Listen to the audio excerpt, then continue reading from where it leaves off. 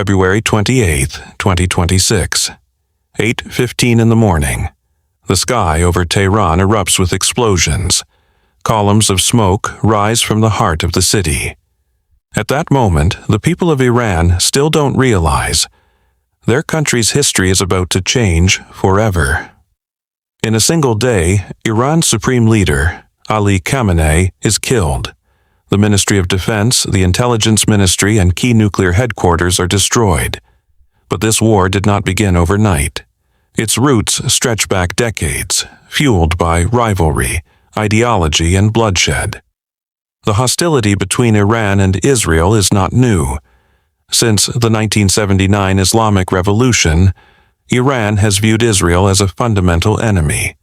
For decades, Iran has supported groups like Hamas and Hezbollah, both sworn to fight Israel. And Iran's nuclear program has long been Israel's greatest fear.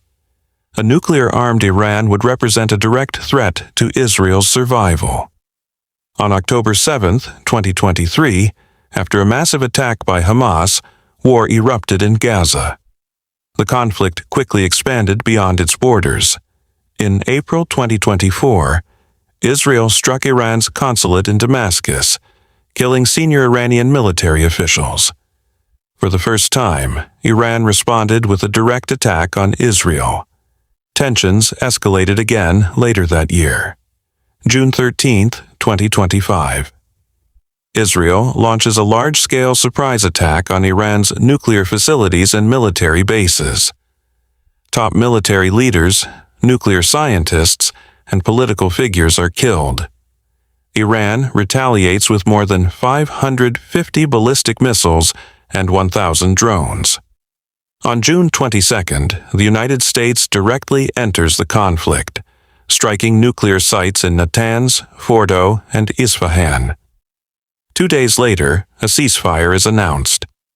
In just 12 days of war, between 1,000 and 1,200 people are killed inside Iran. By December 2025, unrest explodes inside Iran. The national currency collapses. Inflation spirals out of control. Protests spread to more than 100 cities, the largest uprising since 1979. The government responds with force. January 8th and January 10th, 2026 become some of the bloodiest days. Casualty numbers are heavily disputed. February 27th, 2026. Oman's foreign minister announces that Iran has agreed to reduce its nuclear stockpile to minimum levels. New talks are scheduled in Geneva, but the very next morning, everything changes. February 28th, 8:15 a.m. Israel and the United States launch a coordinated strike on Iran. Nearly 200 Israeli fighter jets hit over 500 targets simultaneously, the largest air operation in Israeli history. In Tehran, the strikes target the Ministry of Defense, intelligence headquarters, nuclear command centers, the residence of Ali Khamenei, the judiciary complex, and the presidential compound. U.S. President Donald Trump announces the start of what he calls a major combat operation, with the stated goal of dismantling Iran's nuclear and missile programs and forcing regime change. Ali Khamenei is confirmed dead. Iran declares 40 days of national mourning. Iranian President Masoud Pezeshkian calls retaliation a legitimate right and duty. Iran strikes back. Missiles and drones are launched at U.S. bases in Iraq, Jordan, Bahrain, Qatar, Kuwait, and the United Arab Emirates. Israel faces multiple waves of retaliatory attacks.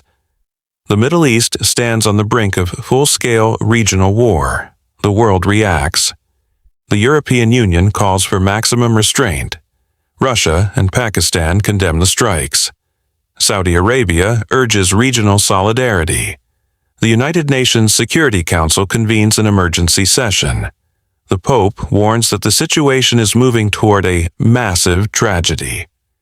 Inside Iran, reactions are divided. In some cities, people take to the streets celebrating the death of the supreme leader. In others, Security forces open fire to suppress gatherings. The nation stands fractured between grief, anger, and uncertainty. The fighting is not over. Threats and counter-threats continue. The entire Middle East now balances on a knife's edge. Where this moment in history will lead, no one yet knows. But one thing is certain: the world has entered a new and dangerous chapter.